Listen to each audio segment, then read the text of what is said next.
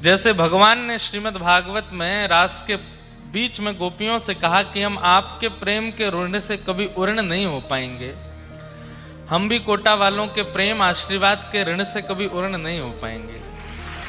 इतना स्नेह आप सब ने प्रदान किया। हमारी योग्यता ऐसी नहीं है। हमको बहुत अजीब लगता है कि जब थोड़ी भीड़ भाड़ ऐसे घेर लेती है, हमको ऐसा लगता है कि ये हमारा स्वरूप नहीं है। हम तो सबसे मिलना चाहते हैं, सबके पास बैठना चाहते हैं, सबसे बात करने में हमको बड़ा अच्छा लगता है। जब कोई 2-4 लोग मिलने आ जाते हैं, उनसे पूछना, उनकी बातें सुनना, उनकी सेवा की पद्धति जानना। पर इतनी संख्या में लोग होते हैं तो कैसे हम संभव करें? और फिर हम भी अपनी मैया के इकलौते हैं, तो इसलिए भी थोड़ा माँ को भी चिंता रहती है, तो इसलिए भी थोड़ा ध्यान रखते हैं। क्योंकि आप प्रेमी जन हैं, आपके बीच में कोई अत्यंत प्रेमी भी आ जाते हैं कई बार, और उनके प्रेम के फिर कल हम एक जगह गए थे। कौन सी जगह गए थे केशव भैया? कहाँ हैं? रामपुरा गए थे।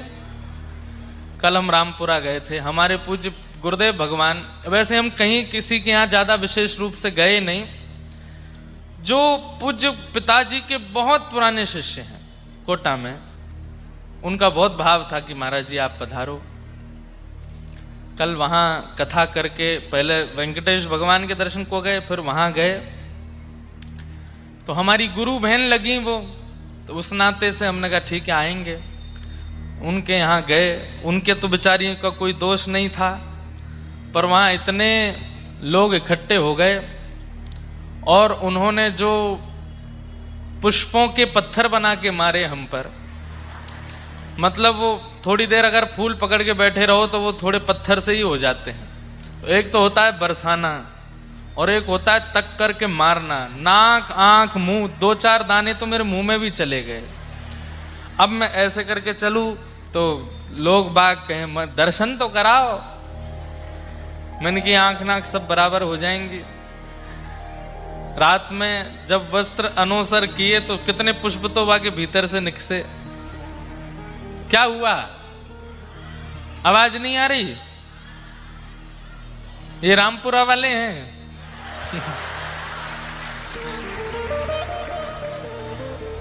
क्या क्या आज्ञा कर रहे हैं पीछे वाले लोग? आवाज नहीं आ रही? करवा रहे हैं, अभी आवाज करवाते। देखो 4-5 माताएं, कैमरा वाले दिखाओ तो वो कहां बैठी हैं ऊपर। वो कोई जगह है बैठने की? वाह भैया। जय हो। ऐसे लग रहे हैं कि जैसे वृंदावन के बंदर चढ़े हों पेड़ पे। और पेड़ तो मिला नहीं है तो पता नहीं क्या है, उस पर चढ़ गई है। मैया ध्यान रखियो कहीं लुढ़क मत जाइयो नीचे। ये देखो चश्मा वाले बंदर। वाह, लेकिन उनकी श्रद्धा भावना देखो, ऊपर चढ़ गई फिर भी सिर से पल्लू नहीं हटाया है। वहां पर भी पल्लू ढक करके बढ़िया प्रेम से कथा सुन रही है। ऐसी भक्ति, ऐसा प्रेम सब में हो, जहां जगह मिल जाए वहीं बैठ के कथा श्रवण कर रहे हैं। तो कोटा में भैया खूब आनंद आए। कल हम पे पुष्प वृष्टि हुई, ऐसी वृष्टि हमने जीवन में नहीं देखी।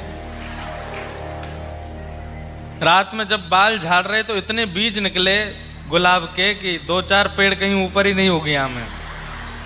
लेकिन जिनके घर गए उनके घर में कम से कम नहीं तो इतने लोग घुस गए कि बस थोड़ी बहुत देर में घर टूटे ही जाएगा क्या। आप सब लोग इतना स्नेह प्रेम देते हैं।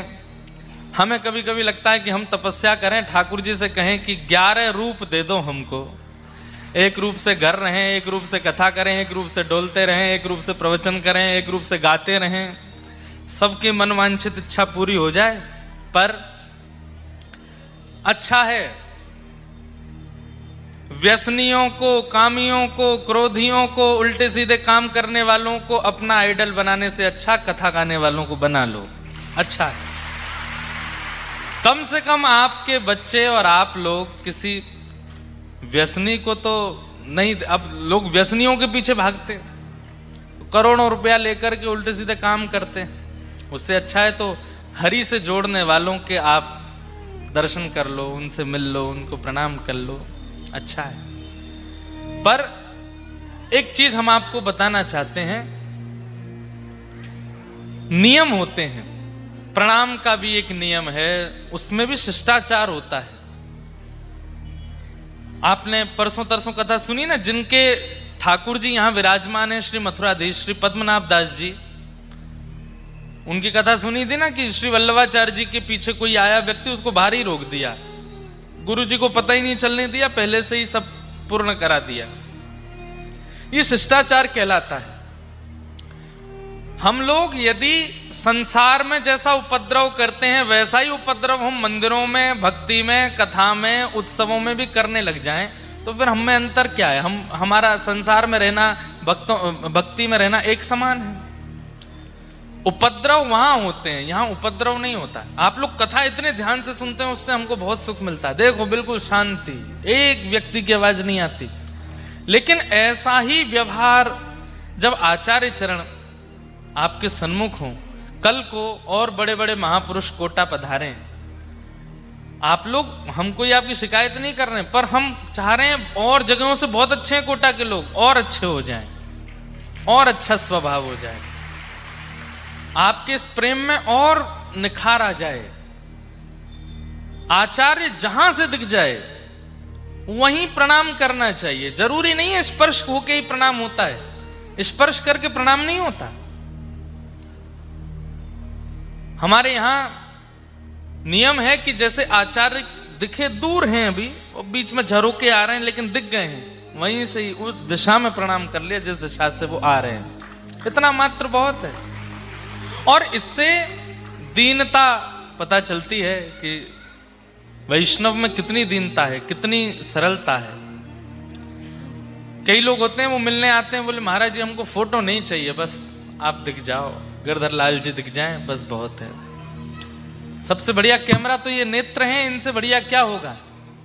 लेकिन आप सब लोग बहुत प्रेमी हैं। हम आपके प्रेम के इस ऋण को उऋण करने के लिए, इससे मुक्त होने के लिए एक बार कोटा फिर आएंगे, आप सबको कथा सुनाएंगे। और कब वह समय आएगा ये तो ठाकुर जी जाने। प्रतीक्षा कई बार अच्छी होती है। क्यों? क्योंकि प्रतीक्षा मूल्य समझा देती है। वस्तु का सामीप्य कई बार उसका मूल्य आकलन नहीं करने देता है, वस्तु की दूरी उसका मूल्य बताती है। अभी तो ये 6 महीना में आ गए कोटा।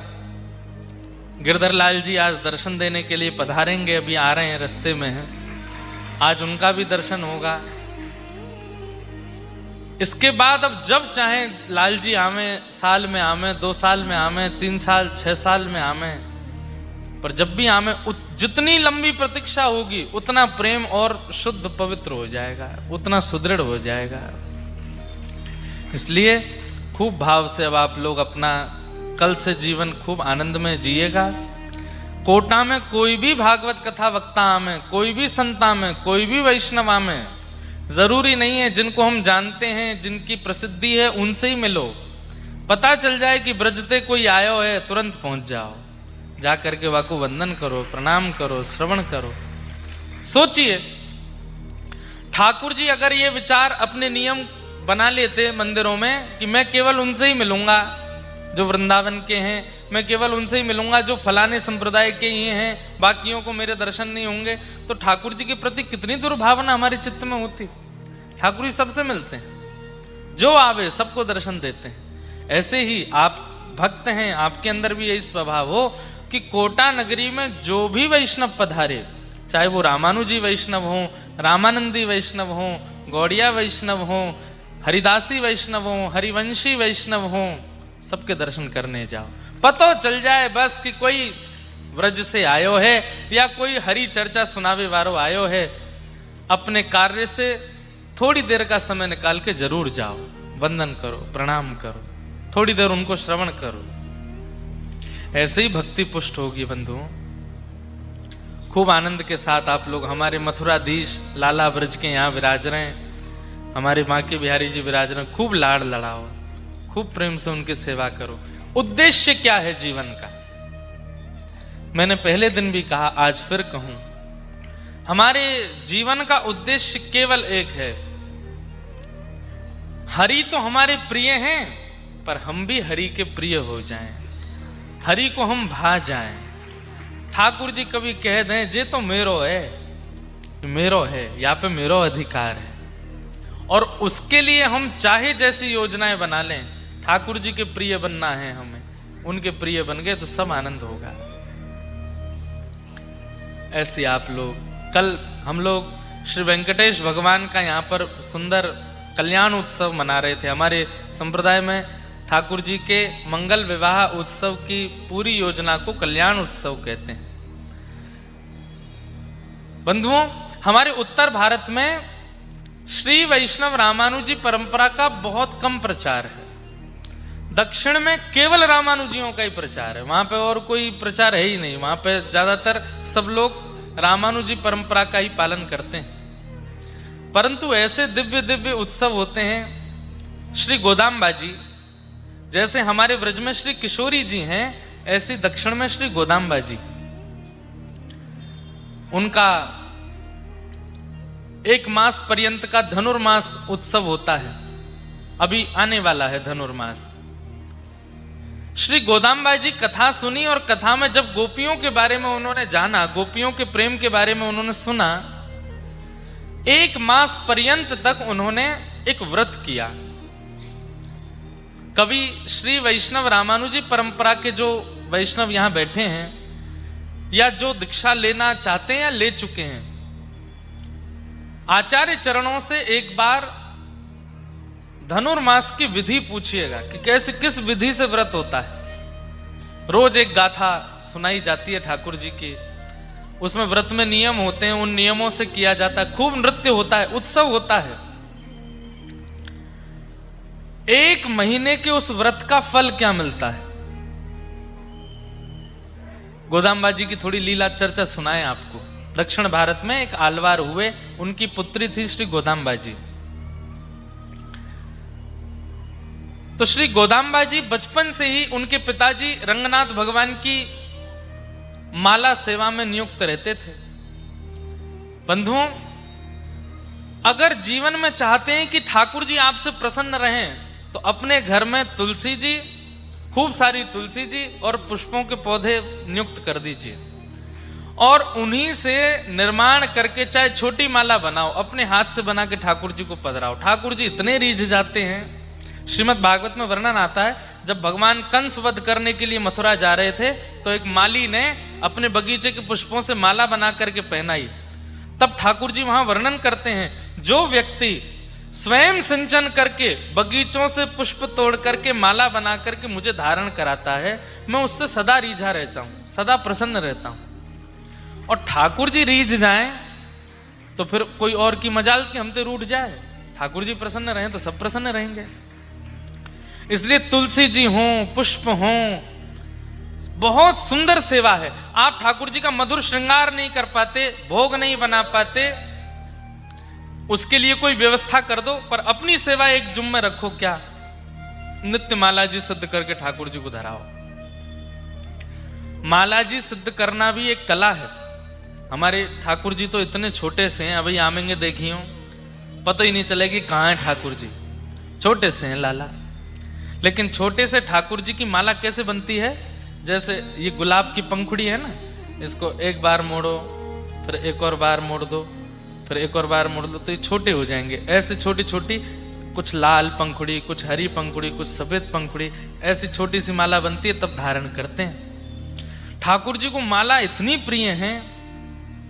वास्तव में पुष्प जो होते हैं माला में, उनको ठाकुर जी अपना भक्त स्वरूप मानते हैं, और माला बनाने वाले को भी यही भावना रखनी चाहिए, प्रत्येक पुष्प को एक भक्त का नाम दे करके माला में पिरोवे। सूरदास जी आ गए, अभी तो मीराबाई आ रही हैं, अभी तो ये कुंभन दास जी आ रहे हैं, ये गोदाम्बा जी आ रही हैं, ये बरबर मुनि स्वामी आ रहे हैं, ये यमुनाचार्य जी आ रहे हैं। ऐसे करके जो भक्तों के नाम आपको याद हैं, भक्तों का नाम धारण करके एक माला बनाओ। भक्त माल बन गई। फिर ठाकुर जी को धारण, इतने प्रसन्न होते हैं ठाकुर जी, चारों तरफ भक्त बैठ गए, मेरे कंठ पे लग गए, और फिर ठाकुर जी उनके संगी अपना मन लगाते हैं। तो जिसे चाहिए कि ठाकुर जी रीझे रहे, नित्य माला सेवा किया करो ठाकुर जी की। तो श्री गोदाम्बा जी के पिताजी माला बनाते, सिद्ध करते और श्री रंगनाथ भगवान को धारण कराते। लेकिन उनका नियम था कि माला सिद्ध करने के बाद अपरस में स्नान करने के लिए जाते, शुद्ध अवस्था में आ जाते और तब माला जी लेकर के मंदिर जाते। लेकिन इतने ही बीच में छोटी सी गोदा आती और पिताजी के द्वारा सिद्ध की गई माला उसको लेकर के और अपने गले में पहन लेती और पहन के खूब देर आनंद करती। खूब उनको पता था कि रंगनाथ भगवान को जाने वाली है। वो जब रंगनाथ भगवान को देखती थी तो यही भाव होता था कि ये मेरे पतिदेव हैं, ये मेरे प्रियतम हैं। तो माला पहन करके उसको अपनी करके और फिर जैसे पिताजी का आने का समय होता उससे पहले उतार करके वहीं धर देती। पिताजी वो माला जाकर के ठाकुर जी को पहनाते। उतरी हुई माला ठाकुर जी को धराना अपराध है, पर गोदाम्बा जी तो नित्य माला पहनती और उसको अपनी उतरन कर देते, ठाकुर जी को पहनाते। एक दिन पिताजी ने देख लिया कि श्री गोदाम्बा जी वही माला पहन करके घूम रही है जो ठाकुर जी को पधरानी है अभी। उन्होंने आकर के कहा, लाली तुम क्या कर रही हो, ये तो ठाकुर जी को पधरानी है, तुम कैसे पहन सकती हो।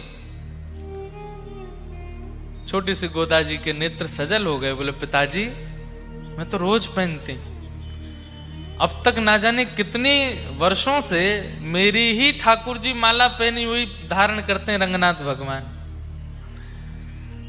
पिताजी ने डांटा, बोले ऐसे नहीं करते, अपने उतरन ठाकुर जी को नहीं धराते, बहुत बड़ा अपराध लगता है। दूसरी शुद्ध माला निर्माण की और गोदाम्बा जी के हाथ ना पड़े उससे पहले जाकर के रंगनाथ भगवान को पधरा दी। जैसे ही ठाकुर जी ने गले में धारण कराई तुरंत माला टूट करके गिर पड़ी। एक और माला बना करके पहनाई, फिर से टूट के गिर पड़ी। गोदा जी खड़ी खड़ी देख रही थी। पिताजी वो ऐसे नहीं पहनेंगे, तो एक बार मुझे पहनाओ पहले और मेरी उतार के फिर पहनाओ, देखना फिर नहीं टूटेगी। पिताजी बोले मैं ये अपराध कैसे कर सकता हूं, अपने हाथ से ही पहना करके निर्माल्य और उतरी हुई माला पहनाऊं ठाकुर जी को। गोदाम्बा जी ठाकुर जी की ओर देखने लगी, अब तो आप ही कृपा करो, आप ही पिताजी को समझाओ कि आपको और मेरो तो प्रियतमा और प्रियतम को संबंध है। तब श्री रंगनाथ भगवान ने प्रकट होकर के उनके पिताजी को आज्ञा दी, आप संकोच मत कीजिए, माला जी गोदा को धराइए और उनकी उतार के हमको पहनाओ, क्योंकि वो हमें प्रियतम मानती हैं, इसलिए हम भी उनको प्रियतमा मानते हैं। और प्रियतमा की माला धारण करने में कोई अपराध नहीं है। नेत्र सजल हो गए, बोले ठाकुर जी अब प्रियतमा मानते ही हैं तो फिर पूर्ण रूपेण स्वीकार भी कर लीजिए और उसके लिए जो नियम साधन हो वो करिए। तो फिर 1 मास पर्यंत का धनुर्मास व्रत गोदाम्बा जी को बताया और श्री गोदाम्बा जी नित्य व्रत करती हैं और दिव्य प्रबंध का पाठ भी होता है। वहां पर नित्य ठाकुर जी की एक गाथा सुनाई जाती है। 30 गाथाएं हैं, 30 दिन के गाथाओं में 30 दिन का उत्सव चलता है। दक्षिणी भाषा में है, लिपि साउथ की है, पर बड़ी अद्भुत है। उन गाथाओं को गाकर के जो भी कन्या, जो भी पुरुष 30 दिन का व्रत कर लेता है उसको फलस्वरूप क्या प्राप्त होता है सुनो। 30 दिन बाद जैसे ही गोदाम्बा जी का व्रत पूर्ण हुआ, पिताजी के स्वप्न में ठाकुर जी आए और कहा अब आपकी पुत्री को हम स्वीकार करेंगे, इनका स्वयंवर करो। बोले स्वयंवर क्या करना है, जब आप स्वीकार कर ही चुके हो, जब आप मान ही चुके हो कि आप इनको स्वीकार करोगे पत्नी रूप में, तो आप आ जाइए स्वयंवर में, तो बहुत सारे वर आते हैं। तो बोले आपकी जो गृहिणी है, आपकी जो लाली गोदाम्बा है, इन्होंने इतना सुंदर दिव्य व्रत किया है कि मेरे जितने भी रूप हैं दक्षिण में चाहे वो वेंकटेश तिरुपति बालाजी हैं, चाहे वो रंगनाथ हैं, चाहे वो वरदराज हैं, चाहे वो संपत कुमार हैं, सबके चित्त में इच्छा हो रही है बोले गोदाम्बा जी से तो हम ब्याह करेंगे। मतलब एक ही ठाकुर जी हैं, एक ही ठाकुर जी के अलग अलग रूप हैं, जैसे राधा रमन जी, राधा वल्लभ जी, बिहारी जी, मदन मोहन जी, गोपीनाथ जी आदि आदि सब ठाकुर जी के एक ही ठाकुर जी हैं, पर सबके रूप अलग अलग हैं। ऐसे ही दक्षिण में भी नारायण एक ही हैं, पर उनके रूप अलग अलग हैं, मंदिर अलग अलग हैं। सब लोग इधर देखो, ध्यान से सुनो। ठाकुर जी बोले सबकी इच्छा हो गई है इनका व्रत देख करके कि इनसे ब्याह तो हम करेंगे। मतलब सोचो, अब हम लोग उत्तर भारतीय इसलिए हमको वृंदावन के मंदिरों से समझाना पड़ेगा कि किसी भक्त की भक्ति पर राधारमण जी भी रीझ गए, बिहारी जी भी रीझ गए, राधा वल्लभ जी भी रीझ गए, मदन मोहन जी भी रीझ गए, गोविंद देव जी और गोपी सब में होड़ लगी है, बोले यहाँ पे कृपा तो हम करेंगे। ऐसे ही दक्षिण में हो गया। तो इसलिए ठाकुर जी ने कहा आप तो स्वयंवर करो, और स्वयंवर का नियम जो पहले मंडप में आ जाएगा उसका विवाह गोदाम्बा जी से होगा। बंधुओं, इसे कहते हैं रास। ठाकुर जी में होड़ लग रही है भक्त के पास जावे की, तुम पीछे हटो मैं पहले जाऊंगा। तो श्री गोदाम्बा जी के पिताजी ने पत्री बनवाई, शादी की जैसे पत्रक होती है, और प्रत्येक दिव्य देश में जाकर के ठाकुर जी को निमंत्रण देकर के आए कि हमारी लाली को ब्याह है, आप भी दुल्हा बन के आओ, क्या पता जयमाल हो जाए। तिरुपति गए, रंगनाथ गए, श्री वरदराज गए, श्री संपत कुमार गए, उत्तर में बद्री विशाल गए, जगन्नाथपुरी गए, द्वारिकापुरी गए, सब जगह पत्रक बांट करके आए पिताजी सारे मंदिरों में। वो हमारी लाली का स्वयंवर हो रहा है, सारे हरि सारे ठाकुर जी आ जाओ, जो पहले पहुंचे को वहां से ब्याह। पत्रक पहुंच गया। अब यहां श्रीरंगम में विराजमान श्री रंगनाथ भगवान वो बड़ी चिंता में बैठे हैं। तभी गरुण जी आदि सब आकर के बोले जय जय, बड़े चिंता में हो, कहा बात है? बोले हमको ये लग रही है कि ये गोदाम्बा जी तो हमसे प्रेम करती हैं, पर ये हमारे ही स्वरूप हैं साबरे, और सब में होड़ लगी है। वहां जगन्नाथ जी तैयारी करे बैठे, बोले मैं पहले पहुंचूंगा। बद्रीनाथ जी कह रहे हैं मैं तो ऊंची पहाड़ी थी सीधी छलांग मारूंगा, दक्षिण ही पहुंचूंगा। तिरुपति जी कह रहे हैं कि मैं पहले पहुंचूंगा, पद्मावती जी नीचे भेज देंगे। हम कैसे पहले पहुंचे? गरुण जी बोले आप हमको आज्ञा, बोले तुमको क्या आज्ञा, तुम भी तो सब जगह हो। अब तुम अकेले यहां विराजमान हो तो तुमसे कुछ कहें, तुम द्वारिका में भी हो, तुम बद्रीनाथ में भी हो, तुम जगन्नाथ में भी हो, सब जगह तो हो। सब ने तुमको आज्ञा कर दी, सबको लेकर के तुम एक ही समय पर पहुंचोगे, क्योंकि गरुण जी की गति तो एक जैसी है। गरुण जी बोले नहीं भगवान आप आज्ञा करो। बोले देखो हमारे हृदय की परम इच्छा है कि गोदाम्बा जी से तो हम विवाह करें। अगर तुम हमारी बात मानो, बाकियों की मत मानना, बाकी तुम्हारी प्रतीक्षा में बैठे रहें, थोड़ा विलंब कर देना, हमको पहले पहुंचा दो। तो श्री गरुण जी बोले हमको क्या मिलेगा फिर? बोले आपको यह मिलेगा कि आप गरुण जी बाहर बैठे रहते मंदिर में, हम आपको गर्भगृह में बुला लेंगे और नित्य अपने दिन रात की सेवा में अपने समीप बिठा लेंगे, फिर आप हमारे अंतःपुर की लीला भी दर्शन कर चुकोगे। इतने वर्षों से आप बाहर बैठे हो, गरुण जी का स्तंभ बाहर ही होता है, लेकिन ठाकुर जी ने उनको वचन दे दिया कि हम आपको भीतर विराजमान कर लेंगे, अपने गर्भगृह में अपने पास बिठा लेंगे, ताकि तुम हमारी प्रत्येक कैंकर्य का दर्शन कर सको। गरुण जी बोले तो ठीक है फिर। अच्छा, गरुण जी ने भी सबसे पूछा आप हमें क्या दोगे? जगन्नाथ जी ने कही महाप्रसाद दे देंगे, जो विशेष देगा उसको पहले पहुंचा दूंगा। सब ने अपने अपने कुछ, किसी ने कहा हम आपको वस्त्र दे देंगे, किसी ने कहा हम आपको सुदर्शन जी दे देंगे, किसी ने कहा आपको ये दे देंगे, लेकिन रंगनाथ भगवान ने सबसे सुंदर उपहार दिया। बोले क्या? हम आपको अपने गर्भगृह में अपने पास ही बैठा लेंगे, ताकि आप हमारा 24 घंटा दर्शन किया करो। ये भाव गरुण जी को भा गया। बोले कि ठीक है। और जिस दिन स्वयंवर होना था, सारे ठाकुर तैयार हो गए भारत के गोदाम्बा जी के विवाह स्वयंवर में जाने के लिए। लेकिन सब प्रतीक्षा कर रहे हैं गरुण जी कहाँ हैं। गरुण जी किसी के पास नहीं गए, रंगनाथ भगवान के पास गए, तुरंत कंधे पर विराजमान करके सीधे पहुंचे हैं स्वयंवर मंडप में। और सबसे पहले आगंतुक के रूप में श्री रंगनाथ भगवान पधारे, शंख चक्र गदा पद्म धारण करके। जैसे ही प्रभु पधारे, श्री गोदाम्बा जी ने उनका वरण किया।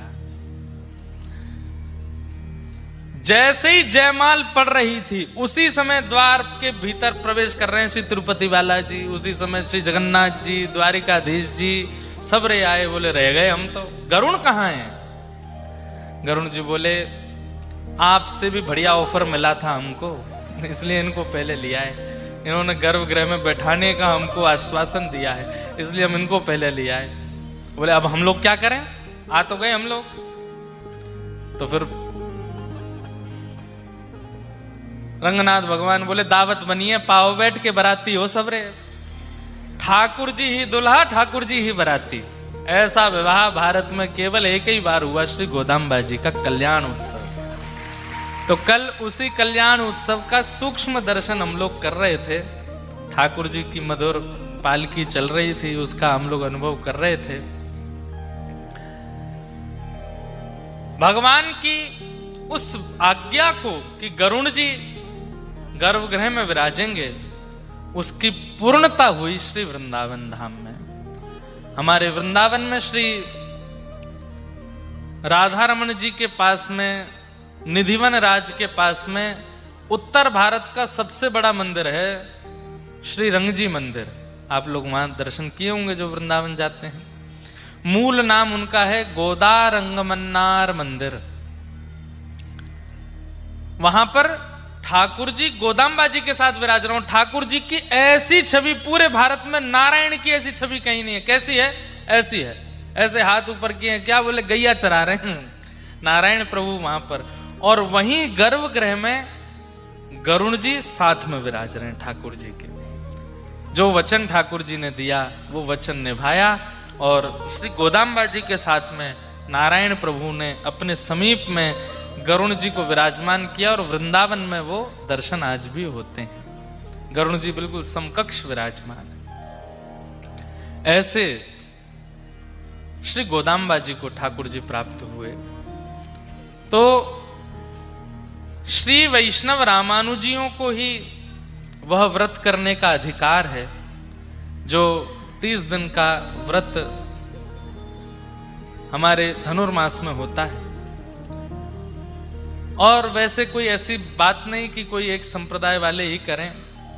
धनुर्मास में श्री गोदाम्बा जी की गाथा सुनकर के कोई भी उस व्रत का नियम धारण कर ले, पर बात यह है कि वही गाथा होनी चाहिए जो दक्षिण की है। तो उससे फिर नारायण प्रसन्न होते हैं और प्रसन्न होकर के वर रूप में आते हैं और जीवन को प्राप्त होते हैं। ऐसे श्री ठाकुर जी के मंगल विधान को हम बारंबार प्रणाम करते हैं।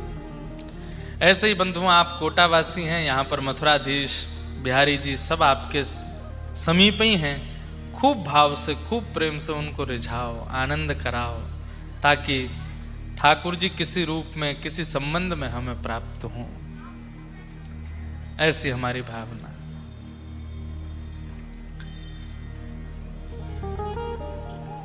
कल हम लोग रास बिहार का श्रवण कर रहे थे। ठाकुर जी ने वृंदावन में रास किया, महारास किया। और महारास में देवादिदेव महादेव शंकर भगवान पधारे, लेकिन गोपियों ने उनको भीतर प्रवेश करने नहीं दिया। बोले भीतर केवल एक ही पुरुष आ सकते हैं, नंद नंदन, और किसी पुरुष का प्रवेश नहीं है। तब महादेव ने पार्वती जी से प्रार्थना की और पार्वती जी ने, अन्नपूर्णा मैया ने अपना श्रृंगार प्रदान किया। और श्रृंगार धारण करते ही महादेव बन गए श्री गोपेश्वर। बोलो गोपेश्वर महादेव की। बंधुओं, महादेव वृंदावन रस के सबसे बड़े प्रणेता यदि कोई हैं और सबसे बड़े प्रदाता यदि कोई हैं तो वो महादेव हैं।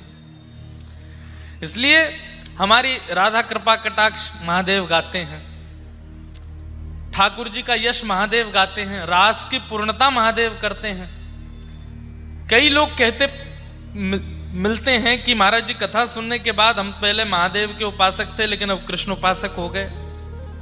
हम कितनी बार कथा में कह चुके कि महादेव जब बहुत प्रसन्न होते हैं अपने किसी भक्त से तो उसको कृष्ण भक्ति प्रदान करते हैं। और यह भी हम कह दें तो इसमें कोई अतिशयोक्ति नहीं कि बिना महादेव के भी कृष्ण भक्ति प्राप्त हो सकती है, बिना महादेव के भी ठाकुर जी जीवन में आ सकते हैं, परंतु महादेव के द्वारा आएंगे तो निश्चित है कि फिर कभी जाएंगे नहीं, ठाकुर जी सदा के लिए रहेंगे साथ में। इसलिए शिवद्रोही ममदास कहावा, सो नर सपने हूं मोह न पावा। कहीं कहीं वैष्णवों में और शैवों में मतभेद है, परंतु बंधुओं हम लोगों को यह विचार नहीं करना हो, विशेष रूप से वृंदावन से संपर्क रखने वाले हमारे तो प्रधान इष्ट के रूप में, हमारे तो पुरोहित के रूप में, भक्तों के पुरोहित कौन है? जैसे विवाह कराने वाले कुल पुरोहित होते हैं, ऐसे भक्तों के पुरोहित हैं हमारे शंकर जी। वो उनको नहीं भजन करेंगे, उनको नहीं ध्याएंगे, उनको नहीं बताएंगे तो फिर वो हमारा ब्याह कैसे कराएंगे ठाकुर जी से? वो तो हमारे पुरोहित हैं। इसलिए महादेव की उपासना कम से कम वृंदावन से संपर्क रखने वालों को तो महादेव को वंदन करना चाहिए। और महादेव पर जल चढ़ाओ, दूध चढ़ाओ, प्रार्थना एक करो, श्री राधा रमन लाल जी हमको और प्रिय हो जाएं, प्यारे गिरधर लाल जी हमसे और प्रेम करने लग जाएं, वृंदावन के प्रति हमारी और इच्छा बढ़ जाए। हे महादेव ऐसी कृपा हम पर करो। कुछ दें चाहे ना दें, पर ये वरदान सबसे पहले ठाकुर जी दे देंगे, महादेव दे देंगे। अरे हमारे इष्ट की प्रार्थना कर रहे हो, लो ठाकुर जी के प्रति प्रेम तुम्हारा बढ़े। जिसके प्रेम में कटौती आ रही हो ठाकुर जी के प्रति, जाओ महादेव की उपासना करो, महादेव से कहो कि ठाकुर जी से हमारा प्रेम घट रहा है, नाम में रुचि घट रही है, कथा में आलस आ रहा है, वृंदावन जाने में विक्षेप आ रहे हैं, हे महादेव कृपा करो। महादेव कृपा करेंगे। हमारे साथ तो कितनी घटनाएं होती, जहां कहीं भी कथा करने जाते, आसपास में कोई दिव्य महादेव का स्थान होता है तो प्रणाम करने जाते हैं। काशी विश्वनाथ बनारस में एक बार कथा हो रही थी, रोज जाते थे विश्वनाथ प्रभु को दर्शन करने और गोपी गीत सुनाते थे महादेव को। क्यों? वो भी तो गोपेश्वर, गोपियों के ईश्वर हैं, मतलब रास की गोपियों में प्रधान गोपी हैं महादेव, उनको गोपी गीत सुनाते। अंतिम दिन दर्शन करने के लिए गए, इतनी भीड़, दर्शन नहीं हो पाए। कभी कहीं यहां से जाओ, कभी कहीं वहां से जाओ, कभी कहीं उधर से जाओ, नहीं हो पाए। आगे कहीं प्रस्थान करना था, समय हो रहा था जाने का। शिखर को देख करके हमने कही, बाबा रास में आए थे आप, गोपियों ने रोक दिया था आपको। वो तो हमारे ब्रजवासी को चित्त बहुत बड़ा है, जैसे तैसे आपको अंदर एंट्री मिल गई, लेकिन आज बहुत बढ़िया कर रहे हो, ब्रजवासी द्वार पे खड़ो, भीतर नहीं बुला रहे हो। गोपीन ते शिकायत करूंगा आपकी, ब्रज में जाए करके ठाकुर जी ते आपकी शिकायत करूंगा, ब्रजवासी जा रहा है आगे कहीं बनारस सो और दर्शन नहीं दिया आपने। आप विश्वास नहीं मानेंगे, कोई मनगणंत बात नहीं कह रहे, बस इतना कह करके हमने प्रणाम किया। मैंने यहीं से राम राम है हमारी, ना आ रहे भीतर, इतना कह के पीछे मुड़े तो सप्तऋषि आरती होती है काशी विश्वनाथ में।